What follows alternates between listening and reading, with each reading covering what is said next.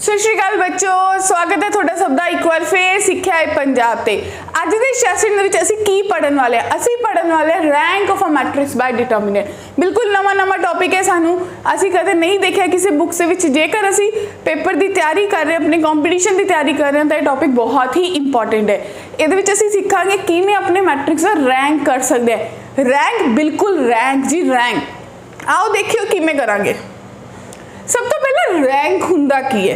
Rank तो सानू पता है, फर्स्ट रैंक आया, साडे रैंक आने ने हुण कंपीटीशन दे विच, साडा दूजा रैंक आया, पहला आया, तीजा आया, है ना। बट रैंक मैट्रिसेस का क्या हुंदा? देखो ध्यान नाल, रैंक हुंदा की है? Order of a matrix.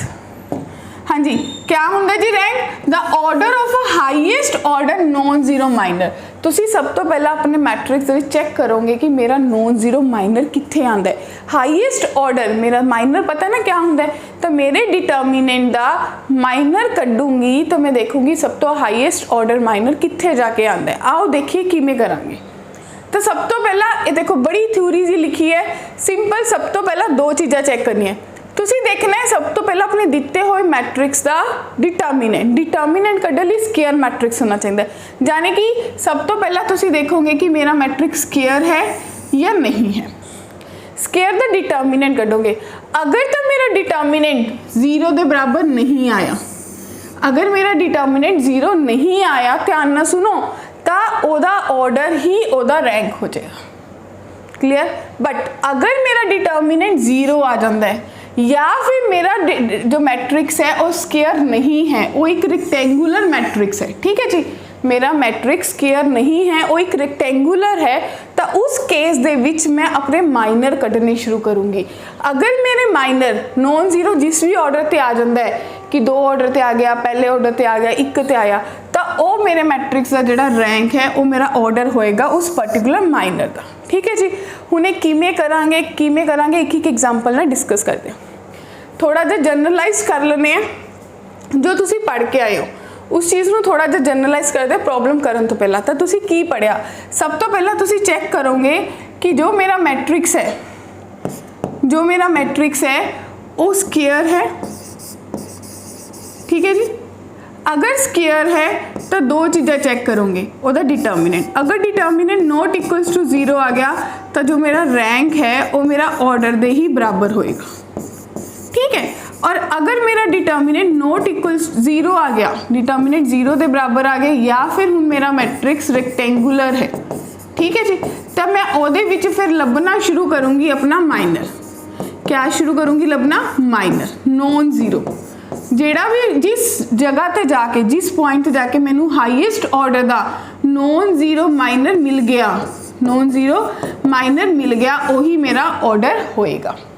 हुण एग्जाम्पल तो थोनू ज़्यादा क्लीयर होएगा। देखो थोनू क्वेश्चन दिख रहा है 3/3 का मैट्रिक्स है, ये मैंने रैंक कढ़ना है। ठीक है। सब तो पहला थोनू पता है कि करना है, डिटरमिनेंट कढ़ना है। हुण डिटरमिनेंट ही जीरो आ गया। क्या आ गया जी? डिटरमिनेंट जीरो, जाने कि मेरा रैंक ਉਹਦੇ ऑर्डर के बराबर नहीं है। क्लियर? 3 तो नहीं है तो डेफिनेटली वो तो घट होएगा। तो जोड़ा मेरा रैंक है वो 3 तो घट होएगा। क्लियर? रैंक नू किहदे नाल डिफाइन करते? स्मॉल आर नाल। उस तो बाद तुसीं माइनर करना। सब तो पहला 1 का ही माइनर ले लिया। 1 का माइनर लिता 4 6 7 10 तुसीं कढ़िया, पहले तो ही पता चल गया नॉन जीरो माइनर मिलिया ना। क्या मिला? Non zero minor. ठीक है जी। तो किन्ने ऑर्डर का माइनर मिल गया? 2 क्रॉस 2 का। तो थोनू पता चल गया कि 2 क्रॉस 2 का माइनर मिला, तो मेरे दिते हुए पर्टिकुलर मैट्रिक्स का जो रैंक है वही लाएगा 2। गल क्लीयर हुई? सब तो पहला पॉइंट तुसी सब तो पहला देखा डिटरमिनेंट, मेरा डिटरमिनेंट जीरो आ गया, यानी कि मैनू माइनर लभना पेगा। मैं माइनर लभना शुरू किया और बाई चांस पहले माइनर ते ही मैनू नॉट इक्वल्स टू जीरो मिल गया, तो मैनू पता चल गया कि मेरा रैंक कितना होएगा 2। क्लियर? हुण अगे देखते हैं। हुण तुहानू अगे दिख रहे फिर एक किन्ने दा रेक्टेंगुलर मैट्रिक्स दिख रहा। रेक्टेंगुलर तुहानू दिख रहा 3 क्रॉस 4 का, 3 रोज है 4 कॉलम है। हुण तुसी की करोगे? हुण अगर 3 रोज 4 कॉलम है, तुहानू पता चल गया कि डेफिनेटली डिटरमिनेंट तो निकलेगा ही नहीं, डिटरमिनेंट छड्डता, तो डेफिनेटली मैनू पता चल गया कि यह एक रेक्टेंगुलर मैट्रिक्स है। क्या है जी? रेक्टेंगुलर है। तो ये तो मैनू माइनर ही कटने पैणगे, तो ऑर्डर 4 के बराबर तो हो नहीं सकता, 4 तो घट ही होएगा। ਤੁਸੀਂ ਮਾਈਨਰ ਕੱਢਿਆ, ਸਭ ਤੋਂ ਪਹਿਲਾਂ 2 ਦਾ देखो 2 भी क्या या तो माइनर ए वाला लोगे या फिर माइनर ए लोगे, इस तो ज़्यादा तो कुछ नहीं हो सकता। पहले 3 कॉलम या आखिरी 3 कॉलम, पहले 3 कॉलम लिता 0 के बराबर आ गया तो मैंने फ्रूटफुल रिजल्ट नहीं मिला। दूजे वाले 3 कॉलम लिते ਉਹਦੇ ਵਿੱਚ मेरे को जो वैल्यू है वो 8 के बराबर आ गई जो 0 के बराबर नहीं है। तो इतों थोड़ा पता चलिया कि जो मेरा माइनर है 3 है, तो देयरफॉर इस पर्टिकुलर मैट्रिक्स का जो रैंक है वो मेरे को किहदे बराबर आ गया 3 के। जिन्ने ऑर्डर का माइनर मिलेगा उही थोड़ा रैंक होएगा। केड़ा माइनर मिलेगा? Non zero. लो जी नैक्सट देखो हुण इहदे विच देख रहे तो डेफिनेटली हुण तक आपां सारियां औखियां औखियां गल्लां कीतियां जिह च डिटर्मिनेंट जीरो नहीं आया, रैक्टेंगुलर आ गया।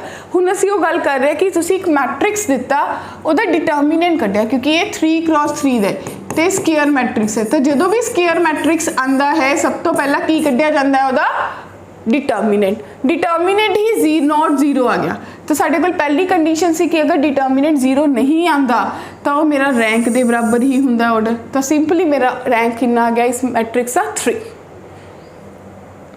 लो जी नेक्स्ट हुण फिर थोड़े कोल 3x3 का है, ठीक है, रैंक ही कढ़ना है इस करके आप स्टेटमेंट नहीं पढ़ रहे।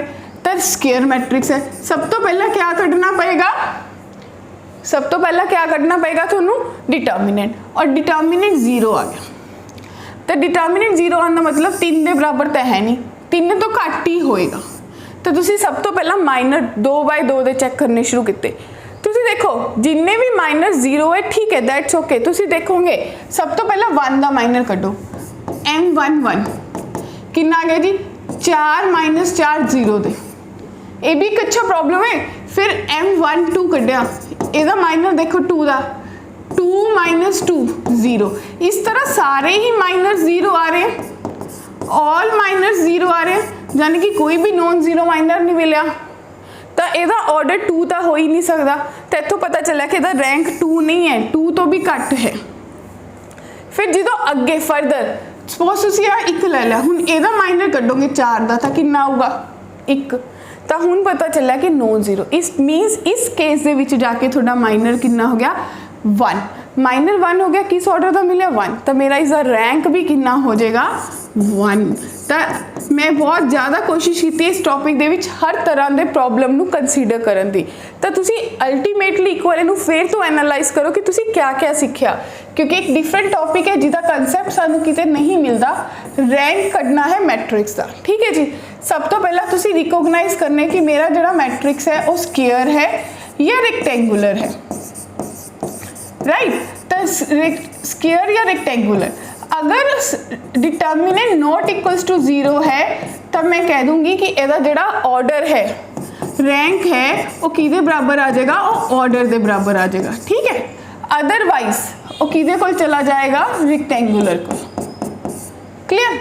हुण इन दो सब दे केस दे विच तुसी माइनर्स कढोगे, माइनर्स कढ़ने शुरू किए तो सब तो पहला माइनर कढ़न लई तुसी की कीता, तुसी माइनर लई देखिया नॉन जीरो। अगर तो कोई नॉन जीरो मिल रहा है दैट्स ओके, अदरवाइज फिर फर्दर लेवल पे जाओगे। क्लियर है। तो जिथे भी जाके नॉन जीरो हाईएस्ट ऑर्डर का मिल जाएगा, जिथे भी जाके non zero minor highest order का मिल जाएगा वही थोड़ा रैंक होएगा। तो ये इस अज की क्लास का पूरा एनालिसिस है जो असी पढ़िया, आप कहने निचोड़।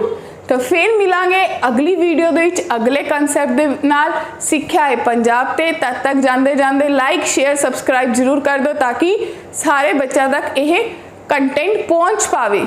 जो लोग भी प्रिपरेशन कर रहे हैं, जिन्होंने मैथ पंजाबी दे विच समझ आएगा उन्होंने डेफिनेटली पता चलेगा, क्योंकि मैनू अपनी माँ बोली दे विच जो मैथ है वो ज़्यादा समझ आता है। फिर मिलांगे। Thank you.